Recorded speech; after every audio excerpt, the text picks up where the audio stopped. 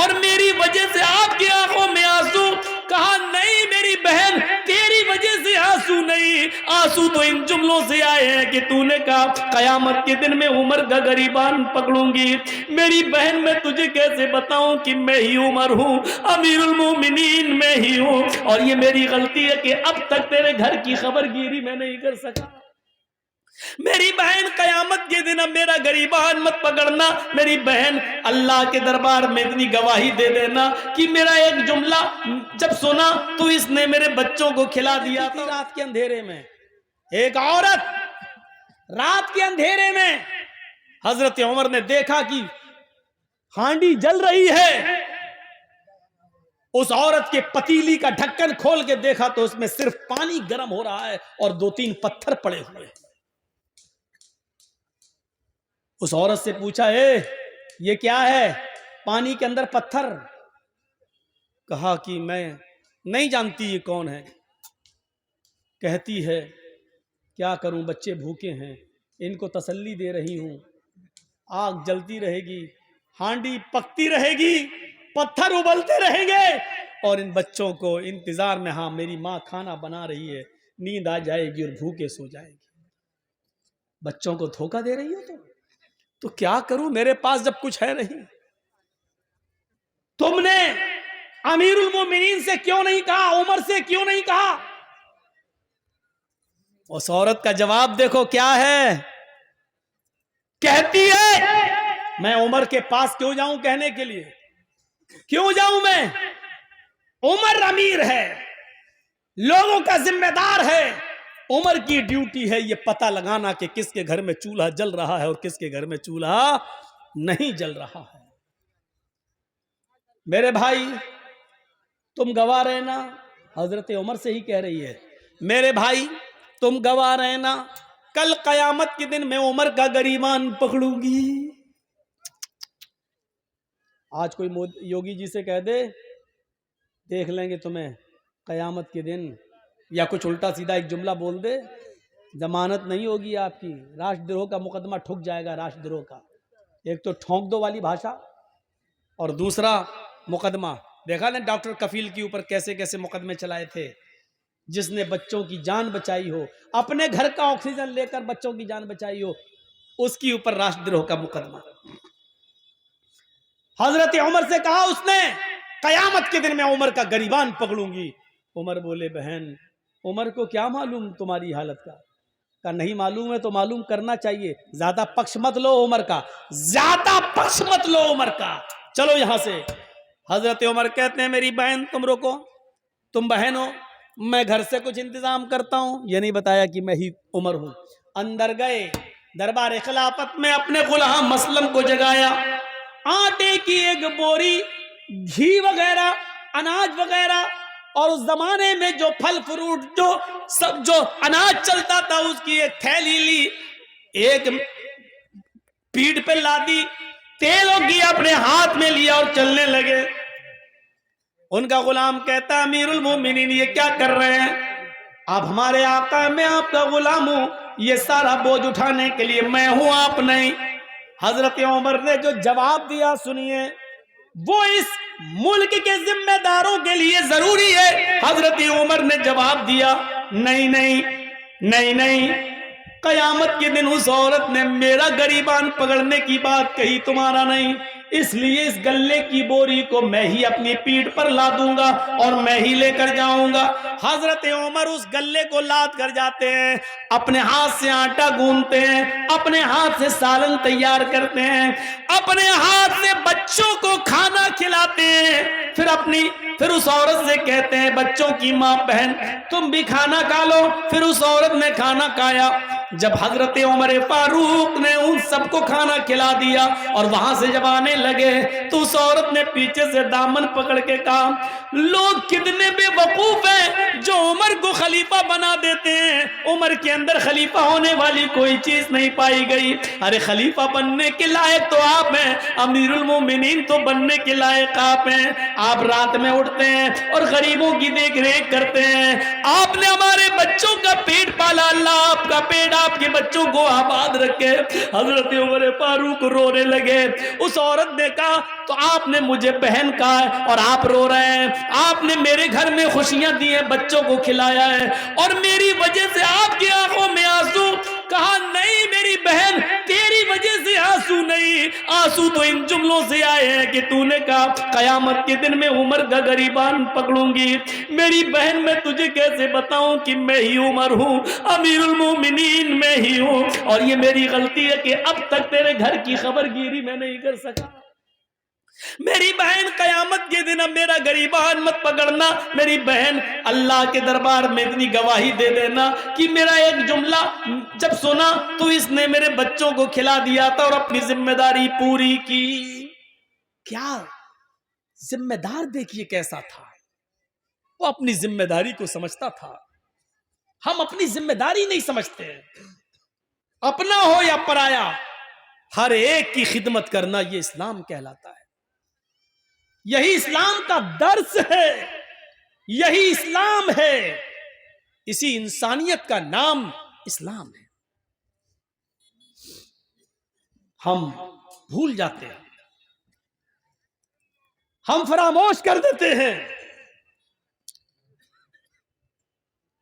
4 سال ہو جاتے ہیں حضرت عمر فاروق کو, 10 سال تو خلافت کی ہے, 10 سال میں 4 سال ایسے گزرے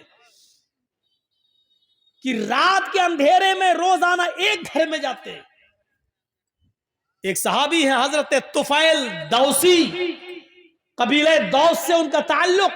ان کو شک ہوتا ہے کہ عمر یہ رات کو روزانہ کہاں جاتے ہیں, پوچھ پوچھ کے تھک گئے, لیکن حضرت عمر نے نہیں بتایا کہ میں رات کو کہاں جاتا ہوں. ایک دن طفیل دوسی کو تجسس سوجھ گیا, دیکھیں کہاں جاتا ہے عمر, رات کی تاریکی میں, رات کے اندھیرے میں جاسوسی کرنے لگے. حضرت عمر آگے آگے جا رہے ہیں, طفیل دوسی پیچھے پیچھے پیڑ سے چھپ چھپ کے کہ عمر مجھے دیکھ نہ لیں. حضرت عمر دائیں بائیں دیکھ رہے ہیں لیکن ان کو پیچھے کا کوئی آدمی دکھائی نہیں دے رہا ہے. چل دیے 4-5 میل دور ایک بیابان آبادی میں, آج بیابان جگہ آ جاتے ہیں, 5-6 جھونپڑیوں کے علاوہ وہاں کچھ نہیں ہے. ایک جھونپڑی میں چراغ جل رہا تھا. حضرت عمر فاروق نے دائیں بائیں دیکھا کہ مجھے کوئی نہیں دیکھ رہا, اس جھونپڑی کے اندر گھس جاتے ہیں. طفیل دوسی کو شک ہو گیا کہ عمر اتنی رات میں اس جھونپڑی میں کیا کرنے گیا. انسان کی فطرت ہے, رات کے اندھیرے میں آپ بھی اگر دائیں بائیں دیکھیں اور کوئی نہ آپ کو دیکھ رہا ہو, چپکے سے آپ کسی گھر میں گھس جائیں وہ بھی رات کے اندھیرے میں, تو میرے دل میں تو طرح طرح کے خیالات اٹھیں گے ہی کہ آپ کیوں گئے, اتنی رات میں کیوں جا رہے ہیں. طفیل دوسی کہتے ہیں کہ میں عمر کے نکلنے کا انتظار کرنے لگا کہ اتنی رات میں عمر اس گھر میں کیا کرتا ہے اور روزانہ آتا ہے کیا کرتا ہے. کافی دیر کے بعد اس جھونپڑی سے جب حضرت عمر نکلے اور سیدھے چلے گئے, طفیل دوسی نے کہا جا رہے ہیں جانے دو, میں جھونپڑی میں جا کے دیکھوں کہ اس میں کیا ہے. حضرت طفیل جب اس جھونپڑی میں گھستے ہیں تو کیا دیکھتے ہیں کہ ایک کونے میں چراغ جل رہا ہے. اس چراغ کے پاس کھجور کے پتوں کی بنی ہوئی ایک چٹائی بچھی ہوئی ہے. اس چٹائی کے اوپر کوئی لیٹا ہوا ہے.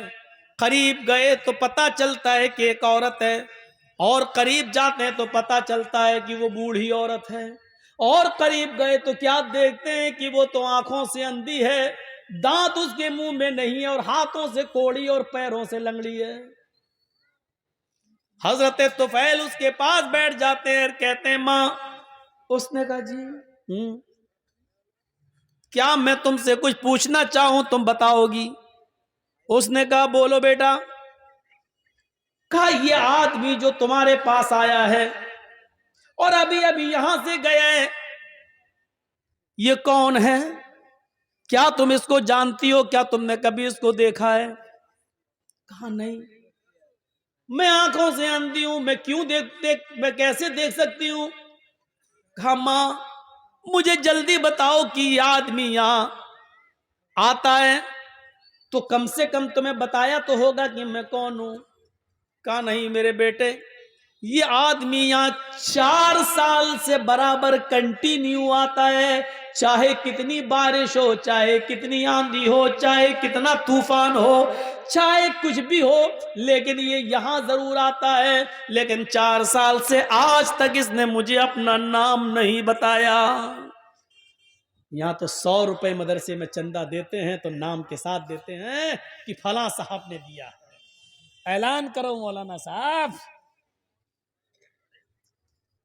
1000 روپے چندہ دیتے ہیں تو اس میں بھی ہمیں شہرت چاہیے، فلاں نے دیا۔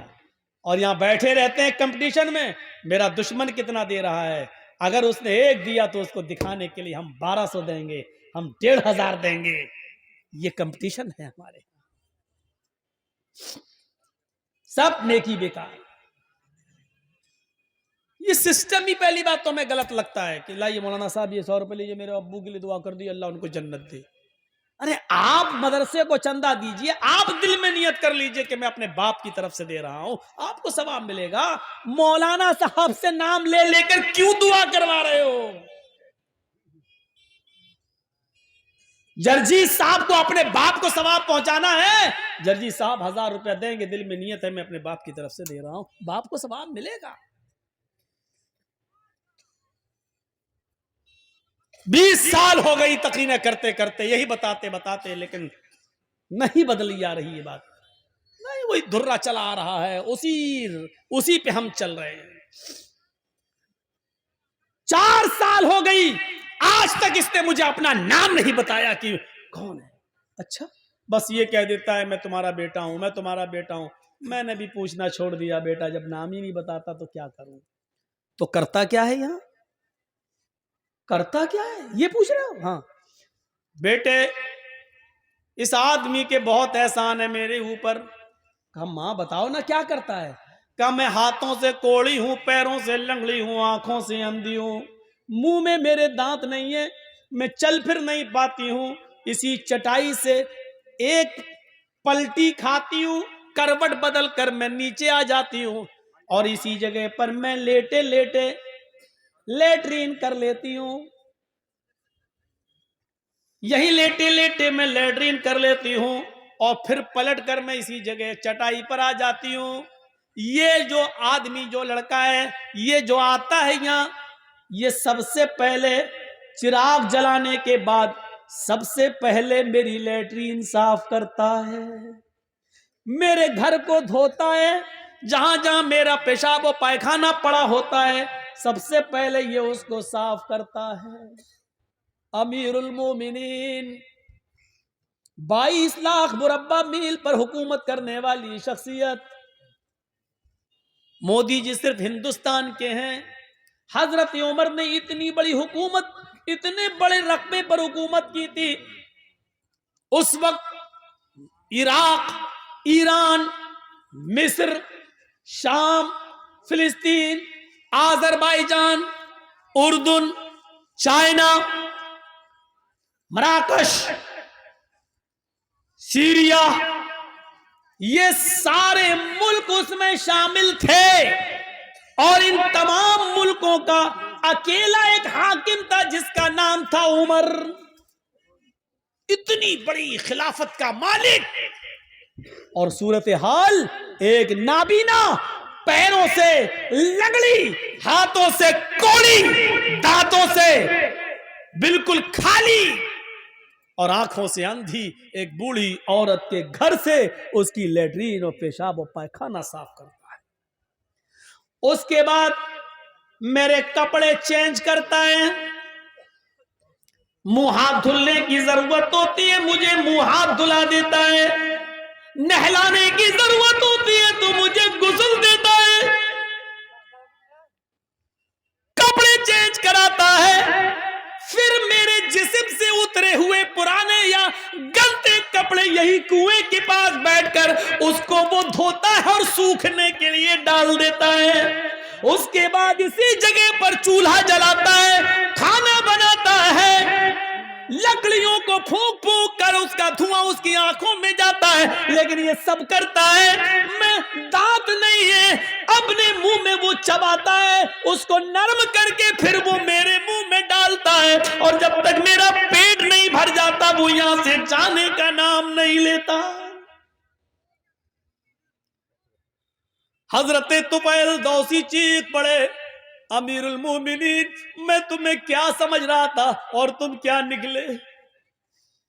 امیر المومنین میں تم سے نیکیوں میں کبھی آگے نہیں نکل پاؤں گا۔ ماں جانتی ہو وہ کون ہے؟ وہ امیر المومنین ہے، وہ عمر فاروق ہیں۔ سٹی گم۔ پھر طفیل دوسی تیز اسپیڈ میں گھر سے نکلتے ہیں اور عمر فاروق کے گھر کی طرف جاتے ہیں۔ عمر فاروق کے گھر کے باہر جو ایک دروازہ تھا جہاں وہ لوگوں کی فریاد سنتے تھے، اسی دروازے کے باہر جو روم تھا، اسی روم میں حضرت عمر فاروق بیٹھے ہیں اور تہجد کی نماز پڑھنے کے بعد اپنے دونوں ہاتھ اٹھا کر یہ دعا مانگ رہے ہیں، ربنا اصرف عنا عذاب جہنم، ربنا اصرف عنا عذاب جہنم ان عذابها کان غراما، ربنا اصرف عنا عذاب جہنم ان عذابها کان غراما۔ اے اللہ ہم سے جہنم کا عذاب ہٹا لے، ہمیں جہنم کے عذاب سے دور کر دے، تیرا عذاب ہم بھگت نہیں پائیں گے، تیرا عذاب ہم سہ نہیں پائیں گے، تیرا عذاب ہم برداشت نہیں کر پائیں گے۔ پھر دعا مانگتے ہیں، ربنا اصرف عنا عذاب جہنم ان عذابها کان غراما۔ پیچھے سے طفیل دوسی ٹوکتے ہیں اور کہتے ہیں، رات میں بوڑھی عورت کا پیشاب و پائخانہ صاف کرنے والا، رات میں بوڑھی عورت کے کپڑے دھلنے والا، رات میں بوڑھی عورت کے لیے کھانا بنا کر کھلانے والا، رات کے اندر بوڑھی عورت کی خدمت کرنے والا، امیر المومنین اے عمر اگر تم جہنم میں چلے گئے تو پھر جنت میں کون جائے گا؟ رات کی تاریکی میں 4 سال سے یہ خدمت کرنے والا شخص اگر جہنم میں چلا گیا تو پھر جنت میں کون جائے گا؟ حضرت عمر فاروق دعا مانگتے مانگتے پیچھے دیکھتے ہیں، سامنے طفیل دوسی ہیں، آسمان پر ہاتھ اٹھائے ہوئے نظریں آسمان پر جماتے اور کہتے ہیں، اللہ 4 سال سے جو نیکی میں صرف تیرے لیے کر رہا تھا، جو کام میں تیرے لیے کر رہا تھا، تجھے راضی کرنے کے لیے کر رہا تھا، آج اس راز کو فاش کر دیا گیا، آج میری بات دوسرے کو معلوم ہو گئی، آج یہ نیکی پتہ چل گئی، اے اللہ میں نے اس کو نہیں بتایا، اس نے پیچھا کر کر کے خود پتہ کر لیا، اللہ میرے اس نیک عمل کو ریا نمود میں نہ لکھ لینا، تکبر میں نہ لکھ لینا، گھمنڈ کے اندر میرے اس نیکی کو مت لکھ لینا، میں نے نہیں دکھایا، میں نے نہیں بتایا۔ یہ کون سی انسانیت تھی؟ یہاں تو بس نماز پڑھ کے نکلتے ہیں داڑھی پہ ہاتھ پھیرتے ہوئے، سمجھتے ہیں ہم نے بہت بڑا احسان کر دیا اللہ کی اوپر۔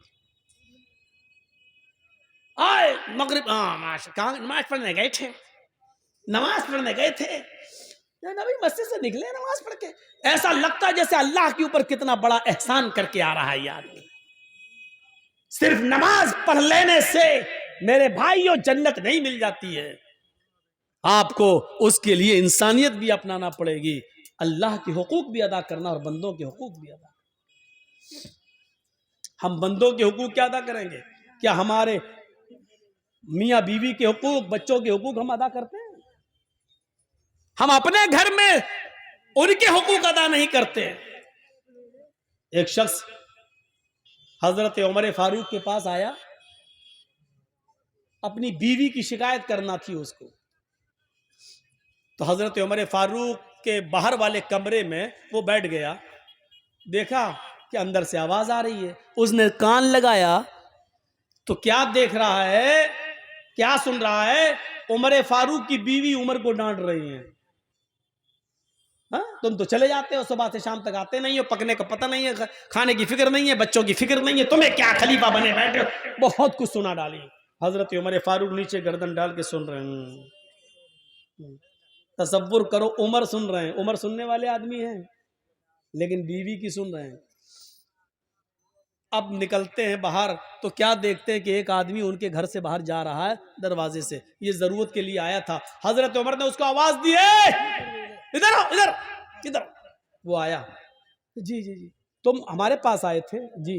پھر جا کیوں رہے ہو؟ کچھ ضرورت تھی؟ کہ ہاں ضرورت تو تھی، آیا تو کام سے تھا، لیکن وہ کام آپ کے بس کا نہیں ہے، میں جا رہا ہوں۔ کہا کیا مطلب؟ کہا نہیں نہیں وہ آپ دور ہی نہیں کر پائیں گے اس لیے میں جا رہا ہوں. ارے کام بتایا ہے نہیں تو نے اور کہہ رہا کہ دور نہیں کر پائیں گے. ارے کام تو بتا پہلے کیا ہے. کہنے لگا امیر المومنین میں اپنی بیوی کی شکایت لے کر آیا تھا کہ میری بیوی ہمیں ڈانٹتی رہتی ہے, پھٹکارتی رہتی ہے, ہماری سنتی نہیں ہے. آیا تھا شکایت لے کر, لیکن یہاں آنے کے بعد دیکھا کہ آپ تو خود اس بیماری میں مبتلا ہیں, آپ کی بیوی خود آپ کو ڈانٹ رہی ہے, تو آپ میری کیا دور کریں گے, آپ اپنی نہیں کر پا رہے ہیں. حضرت عمر نے کہا بیٹھو, بیٹھ گئے. کہا یہ بتاؤ شادی کے بعد جو بچہ پیدا ہوتا ہے وہ بچہ کس کا ہے؟ کہا باپ کا. کہا بچے کو دودھ پلانے کی ذمہ داری کس کی ہے؟ کہا باپ کی.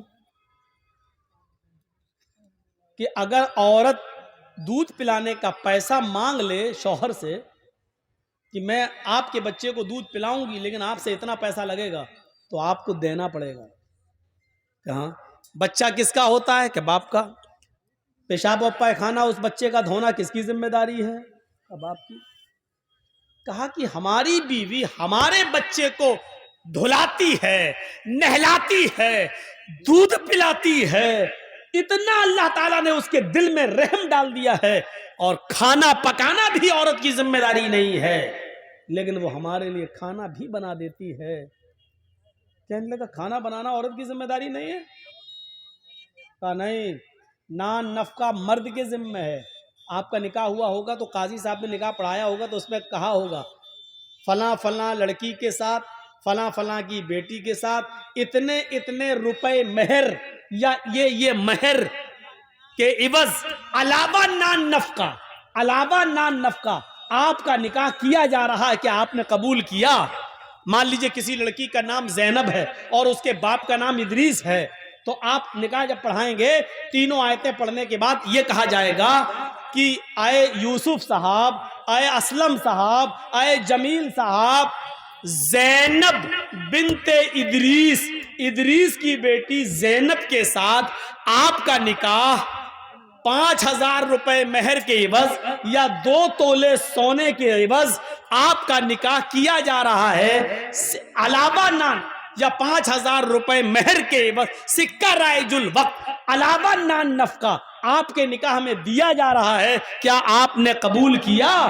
اس کے جواب میں آپ کہیں گے ہاں میں نے قبول کیا. تو علاوہ نان نفقہ یعنی اتنے روپے مہر تو دینا ہی ہے, نان نفقہ بھی آپ کے, نان مانی روٹی, نفقہ مانی خرچہ, یعنی دوا, بیماری, علاج, بچوں کے خرچے, یہ سب عورت کی, مرد کی ذمہ داری ہے کہ وہ عورت کو دے. تو وہ پکی ہوئی روٹی بھی مانگ سکتی ہے.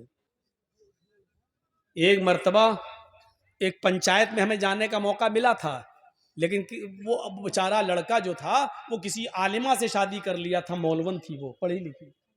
اب دونوں میں بگڑ گئی.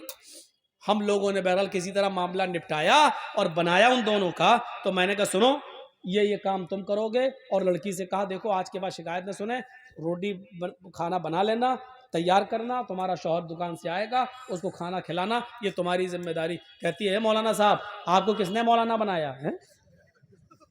ہم نے کہا کیوں, کیا ہوا؟ کہا کہ روٹی بنانے کی ذمہ داری ہماری نہیں ہے. کون سی حدیث میں لکھا بتاؤ تو. لڑکا کہتا دیکھی. ہم نے کہا اور کر لے مولون سے شادی کر, اب جب تو نے کی ہے تو بھگت. پھر میں نے 4 لوگوں کے ساتھ مل کے سمجھایا کہ دیکھو سماج کے اندر بھی کچھ باتیں ایسی ہوتی جو لے کے چلنا پڑتا ہے. اب تمہارا شوہر جب اتنا کر رہا ہے تو کھانا تم بھی. تب اس کو پیار سے سمجھایا, تب کہتی ہاں ایسے سمجھاؤ گے تو بنا دوں گی, لیکن اگر یہ کہو کہ کھانا بنانا تمہاری ذمہ داری تو میری نہیں ہے. اب آپ لوگ سوچ رہے ہوں گے مولانا یہاں بیان کر دیا, کہیں ایسا نہ ہو کہ گھر میں کل ہماری عورتیں ہم سے کھانا بنوائیں.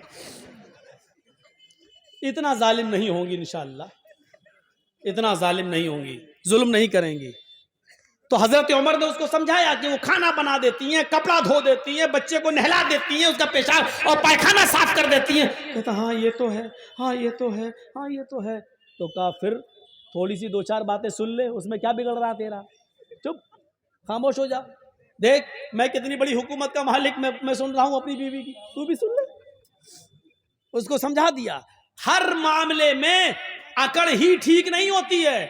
کیونکہ اللہ کے رسول صلی اللہ علیہ وسلم نے فرمایا فَإِنَّ الْمَرْأَةَ خُلِقَتْ مِنْ ضِلْعٍ، عورت آدم علیہ السلام کی بائیں پسلی سے پیدا ہوئی ہے، اور پسلی کا اوپر والا حصہ جو ہے وہ ٹیڑھا ہوتا ہے. آپ دیکھ لیجئے یہ پسلیاں ہیں نا، یہ پسلی، یہ سب سے اوپر والی پسلی سے پیدا ہوئی عورت، بائیں طرف جو الٹی طرف.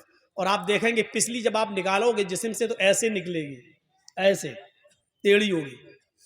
اللہ کے نبی نے فرمایا فَإِن ذَهَبْتَ تُقِيمُهُ كَسَرْتَهُ، اگر تم اس کو سیدھا کرو گے ایسے تو یہاں تک تو صحیح ہوگی، بس زیادہ کرو گے ٹوٹ جائے گی، سیدھی نہیں ہو سکتی. خود اللہ کے نبی کہتے ہیں پسلی ٹیڑھی ہے، فَإِن ذَهَبْتَ تُقِيمُهُ كَسَرْتَ، اگر تم اس کو سیدھا کرنے گئے تو ٹوٹ جائے گی. وَإِن تَرَكَهُ لَمْ يَزَلْ عَوَجْ، اور اگر چھوڑ دیا تو ٹیڑھی رہے گی. کیا کرو گے؟ اگر نہیں اس کو سیدھا کیا، چھوڑ دیا تو ٹیڑھی رہے گی، اور سیدھا کرو گے تو ٹوٹ جائے گی. یعنی عورت ٹیڑھی ہے، سیدھا کرو گے تو طلاق ہو جائے گی، اس لیے ٹیڑھا ہی رہنے دو. یہ عورت کی فطرت بتائی اللہ کے رسول نے. تو ٹیڑھا پن تھوڑا سا برداشت کرو، کیونکہ سیدھا کرنے کے چکر میں رہو گے عورت کو تو عورت ٹوٹنا گوارا کر لے گی لیکن سیدھا نہیں ہوگی. اب اس سے